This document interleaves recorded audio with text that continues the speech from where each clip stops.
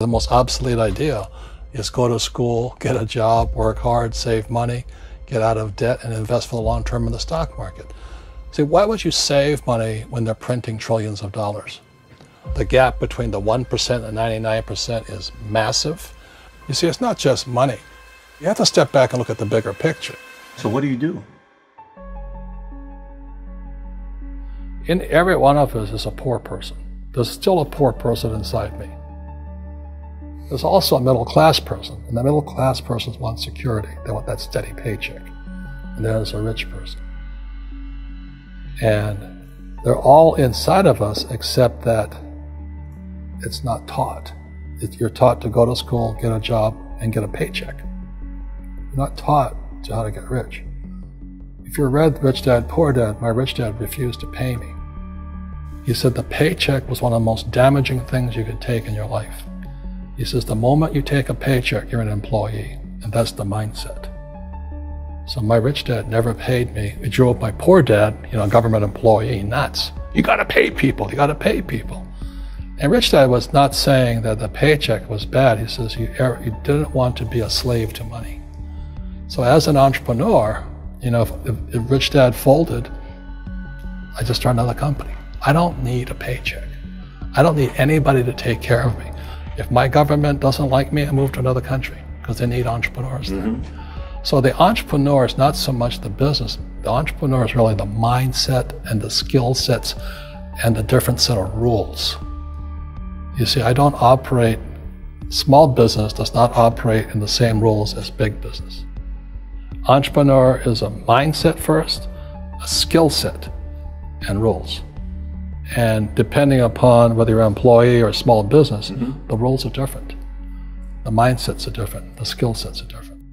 If you could say one thing to somebody who's never been an entrepreneur and they're thinking about making the leap of faith into becoming an entrepreneur, what could you tell them? Well, I'll just tell them the same thing that happened to me. My last paycheck, I still remember it clearly. It was one of the worst and the best days of my life. And I was in Puerto Rico. I was working for Xerox, and my boss gave me my last, it wasn't a paycheck, it was a bonus check. I think it was about 30,000 bucks. Taxable, it's the only problem with that. So I got this check and I went, holy mackerel. You know what I mean? So I was excited, but I was also disturbed. And so this other guy comes up to me, his name was John, and John says to me, he says, you're gonna be back. I said, why? He says, because you're gonna fail. I looked at him and said, look, few expletive words, because that's what he did. He left Xerox, failed, and he came back. And I said, look, you failed and you came back, but I'm gonna fail and I'm never coming back. And that's the attitude. Do you know what I mean? If you say, well, if I fail, I'll go back to mommy and daddy, then that's what you'll do. So if you fail, that's when I became an entrepreneur, because I had no money. I had no money for years. I didn't have a paycheck. But that's what my rich dad encouraged me to do. He says, when you don't have this paycheck, you get hungrier, smarter, and it's a test of your character. Will you become a crook? Will you become dishonest? Will you cheat and steal? Or will you become a better human being? So really, that's the benefit of becoming an entrepreneur, is you really find out who you are when you don't have anything. So you always have to look at the big picture. Too many people look at, well, what's going to happen to me? When you look at the big picture, you're also going to know that when something bad happens, something good's going to happen. But you got to prepare for whatever is coming. If you think next 20 years will be like the last 20 years, you're going to get creamed. When you and I go to the supermarket and we buy a carton of milk, we always check for the expiration date. But most people do not check for the expiration date on their brains. Instead of get out of debt, I get into debt. I just refinanced $300 million in debt. I went from 5% to 2.5% interest. I made a fortune. Every month, more money comes in because my cost of money has gone down. So while some financial experts are saying get out of debt, I'm saying learn how to use debt. See, when I came back from in Vietnam in January of '73, the first thing my rich dad said to me was go to school to learn how to invest in real estate. It wasn't real estate, it was how to use debt and taxes. Debt and taxes make the rich richer. Debt and taxes make the poor, middle class, poor. So all the rich guys who are doctors and lawyers or, you know, those guys, they're getting creamed and they don't know why. Doctors are getting creamed. Oh yeah, they're making more money, but the take home is less. Sure. You know, my doctor just yelled at me. He was happy. He says, "Oh, guess what? I finally made $1 million." And I said, "Yeah, this was just 3 weeks ago."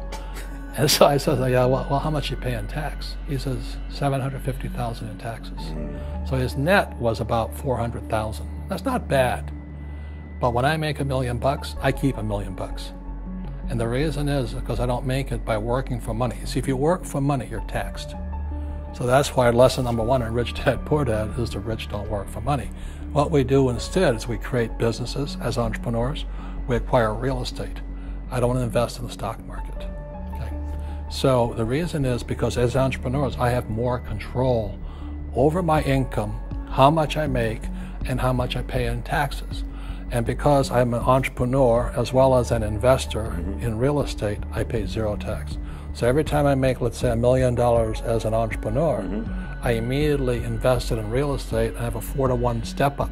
So I put $1 million in real estate, I get $4 million from the bank. That's why I love banks. But the banks are screwing everybody else, you know, terrible, but it's good for me. That's why you say when you print, it's good for you, but when you print, it's bad for people that work for money. Because when you print, savers get creamed and people who work for money get creamed. When they print, debtors get rich. You see, debt and taxes make the rich richer, and debt and taxes make the poor middle class poorer. When we have obsolete ideas, we get obsolete results. So what's happening for most people, the idea of going to school, getting a job, working hard, saving money, getting out of debt, buying your house because it's an asset, investing for the long term, is obsolete. The world has changed. The world changed in 1971 when President Nixon took us off the gold standard and money became debt. What if we get rid of school? Then what would happen? Would it be better if we had no educational system at all? No, I'm saying education is more important before. It's just obsolete. You know, there's Moore's Law, which states information doubles every 18 months. In other words, everything's obsolete 18 months. So, and this is just a recent phenomenon. So when you come out of school, you're already obsolete. And that's why I'm the old guy, you know. I meet my friends who went to Harvard. Yeah, I went to Harvard. I said, yeah, that was how long, 50 years ago? Today, the banks are charging you interest to save money. In other words, banks don't want your money because they printed too much of it. And that's why there's this bubbles in stocks and bubbles in real estate and all this. People are dumping the cash because, as I said in here, savers are losers and cash is trash. And yet people are, well, I want a high-paying job. Well, that's an obsolete idea. Get out of debt is an obsolete idea. You should learn how to get into debt, how to use debt to get rich, and they'll never teach you about taxes. The reason the 1% is way up here and the 99% are going this way is because when you print money, 2 things happen: inflation and taxes. It's crushing them. And any entrepreneur thinks, I'm just going to make money, I'm going to start a business and make a lot of money because of what we talk about. They really have got to smell the roses, man. You know, that's not what the real entrepreneurs are doing.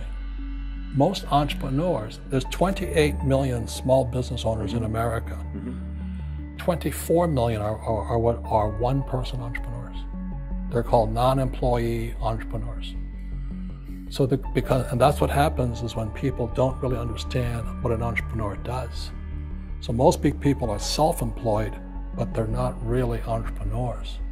The self-employed pay the highest taxes of all, and nobody tells them that. Yeah, it's also called the entrepreneurial spirit, but what we were actually talking about was there's no such thing as a bad economy. You know, there's external, you and I, we all have an external economy, but we also have an internal economy, and the willpower is to change our internal economy. So for me, I can see the good and I can see the bad. I don't really give a damn because I'm going to be rich anyway. But a poor person with a poor personal economy, all they're going to see is a bad economy because they don't know how to make money in any economy. And a middle class person, they have a middle class economy. You know, what they want is a nice house and a steady paycheck and the job and the car. And so when you take their job away, to them, that's disaster.